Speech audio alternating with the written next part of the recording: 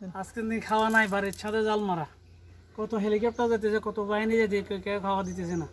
ঘরে খাওয়া আছে কিন্তু রান্না করার জায়গা নাই, এই জন্য জাল মারতেছি। কোনো মাছ পাইনি, দেখি পাইলে হয়তো কিছু হবে।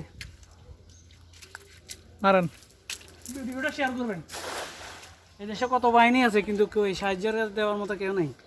সাহায্য না, জাস্ট কিছু জিনিস আমি বিক্রি করলেও সবাই কিন্তু কেউ কেউ এখন পর্যন্ত আসতেছে না। সব খালি হেলিকপ্টারে ঘুরতে আছে উপরের দিকে, খেলা যাইতেছে আর কোনো ইয়ে নাই। যাইতেছে আর আসতেছে।